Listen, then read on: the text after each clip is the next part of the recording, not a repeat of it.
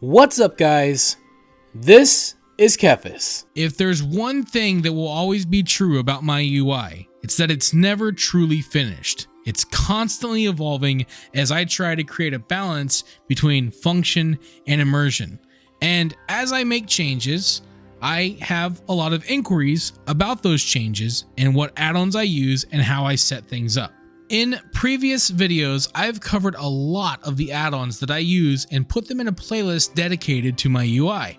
But today I'm going to focus specifically on the aspects that help make the game feel immersive. So even if my style isn't for you, I hope you can find some inspiration or ideas that you can apply to your own setup, because at the end of the day, World of Warcraft is all about tailoring your experience to what works best for you. When it comes to a user interface, there are two key elements that come to mind: functionality and aesthetics. Functionality is obvious. You want your UI to perform well and provide the necessary information to play effectively. But aesthetics are also very important, especially if you want to feel immersed in the game world. A cluttered or awkward looking UI can break that immersion, so I try my best to balance both as much as possible. For immersion, I've talked about some major add-ons in previous videos, such as ConsolePort or Dynamic Cam. These two have had a huge impact on my immersion, especially ConsolePort, which allows me to play WoW with a controller. This feels incredibly natural, and even just walking around with a controller makes the game feel more immersive. Add-ons like Dynamic Cam enhance the feeling by automatically adjusting the camera based on the situation, allowing me to stay focused on the game world rather than constantly fiddling with settings. One of the major parts of my setup is ElvUI, which I've also discussed extensively in previous videos. But I've recently made a few changes to it that many of you have noticed and asked about. If you look at my unit frames in the top left, you'll see that I'm using square portraits instead of the traditional health bars. This is something I'm excited to share with you because it not only looks cool, at least to me, but fits my playstyle and needs. The inspiration behind this change came from games like Diablo 2 and Baldur's Gate 3, which also have these unique looking square portraits that they use to display a player's health, and I wanted to replicate this. So I've set up two profiles, my previous one which uses traditional bars and this one using the portrait system. You can find both of these on Wego and I'll have links to them in the description. See, for me, since I don't rely heavily on health bars due to my visual impairment, I wanted to stylize them in a way that still felt functional but visually appealing.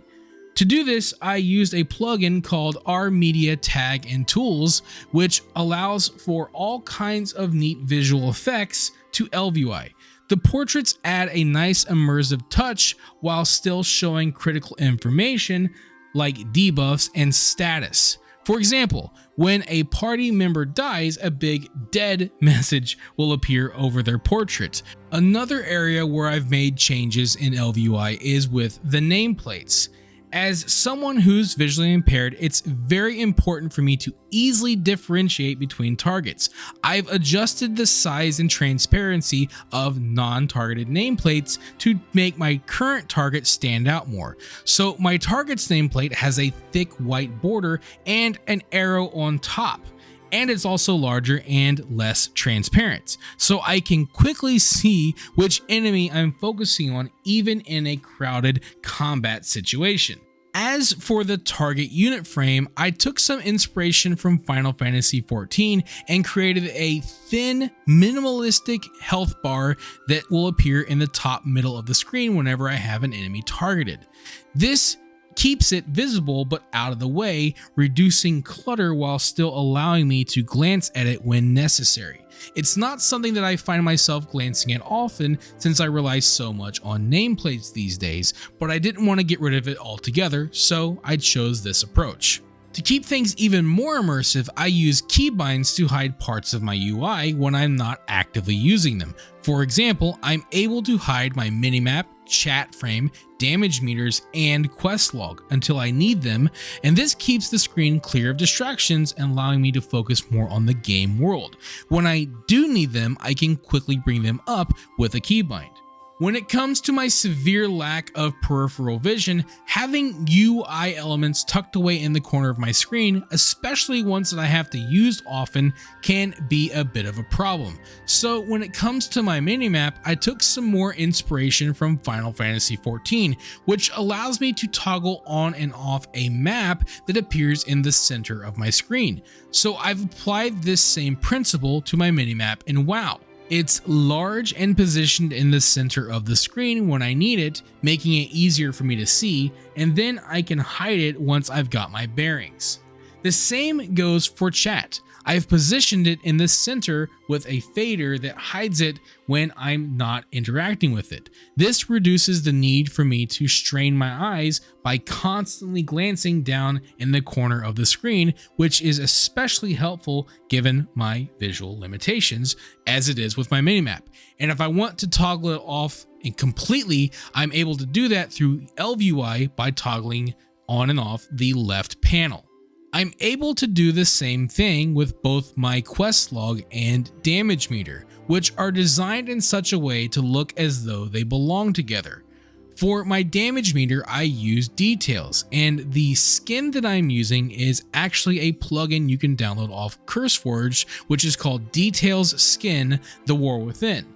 It makes the details meter look like it's part of the quest log, and so I have it positioned in such a way that it sits right under the quest log. For the quest log itself, I use Kaliel's tracker. It's an add-on that makes questing much more convenient by integrating quest items into the extra action button and providing an overall cleaner layout. And both of these elements can be toggled on and off with keybinds. One of the biggest game changers for me was the addition of the personal resource bar, which appears under my character and tracks my health and resource during combat. This is the primary reason why I rarely use my default health bar. Unfortunately, this feature isn't available in Classic WoW, but it's made a huge difference for me in Retail WoW. Because of my limited peripheral vision, again, having this information directly under my character is crucial. It also adds to immersion because it reduces the need to look away from the action. I've also set up my cast bar and personal resource bar to fade in and out based on the situation, further cleaning up the screen when I'm not in combat or casting. I do this with a weak aura that I've created. It's just a very basic personal resource bar, which I will also provide a link for over on wego.io. Now, a lot of you have asked me about the fonts that I use. One of the reasons why I love ElvUI is that it allows for extensive font customization, which obviously is very important for me. Pretty much all the fonts that I use can be found on DaFont and can be incorporated through an add-on called Shared Media. Roboto Black is the primary font that I use throughout my UI. For combat, I use a couple of different ones. More recently, I've been using one called Lemon Milk. This font is also used in a few other parts of my UI. I just find the numbers very easy to read. Now, there is another combat font that I've used in previous videos that a lot of you have asked about, and unfortunately, I cannot find it anywhere and I have no idea where I got it from to begin with. It's called BKAIOOM, and I think the O's are zeros, but I have no idea where this came from and I cannot find it anywhere. But I have found another font that looks very similar to this one, which I'm going to start using for combat text, called Ethnocentric, and you can find this one on DaFont as you're able to with Roboto Black and Lemon Milk. Now, there are some other great add-ons that you can use to help with immersion, and we've talked about some of these in other videos, but I feel like it's good to bring them up again here. For more immersive interaction with NPCs, I highly recommend Dialogue UI. This is the one that I use. But you can also use immersion, which is another great add-on that does similar things. Both of these add-ons are controller compatible, which is a huge plus for me since I play the game with a controller, but I especially like Dialogue UI because I like how it zooms the camera in for a slightly more cinematic experience while talking to NPCs, and I also like how it stylizes the dialogue box. Another add-on that I absolutely love is actually created by the same mod author that creates Dialogue UI, and it's called Narcissus. This add-on is often used for taking screenshots, and it does great at handling that, but it also serves as a fantastic character sheet. It has a beautiful, sleek interface that lets you manage your gear in a much more immersive way, and it's also controller compatible. And in my opinion, this is by far one of the coolest add-ons that anybody has ever made. Lastly, I want to mention an add-on that's become an old favorite of mine. It may not be for everyone, but I absolutely adore it. It's called Soundtrack. This add-on allows you to replace the music in the game with any track you want. Now, I absolutely love WoW's music, but when you've been playing a game for nearly 20 years, it's sometimes fun to mix things up. This add-on allows you to add battle music to the game, and you can even change the music in any zone or sub-zone that you want. So like with me, I've changed the Vashir music to play the Wind Waker Ocean theme.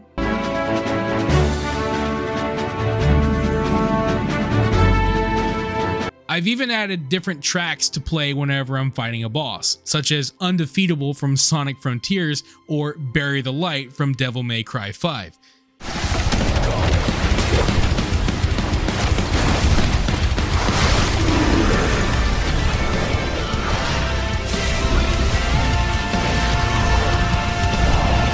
In the end, your UI is a very personal thing, and what works for one person might not work for another. The key is to find that balance between functionality and aesthetics, especially if immersion is important to you. For me, having a UI that's both functional and visually appealing has made World of Warcraft a much more enjoyable experience. I hope this walkthrough of my setup has been helpful and has given you some ideas for your own UI. You can find links to all the profiles I've shared as well as other videos in the description. Thanks for watching, and I'll see you guys in the next one. Thank you for watching this video. If you enjoyed it, let me know by clicking that like button. And feel free to share it with your friends so they can enjoy it as well. And if you'd like to see more videos, you can subscribe to the channel and click on the bell icon to be notified as soon as new videos are posted. You can also follow me on Facebook, and if you'd like, you can support my work on Patreon. Links to all that stuff can be found in the description below. This is Kephas. Until next time.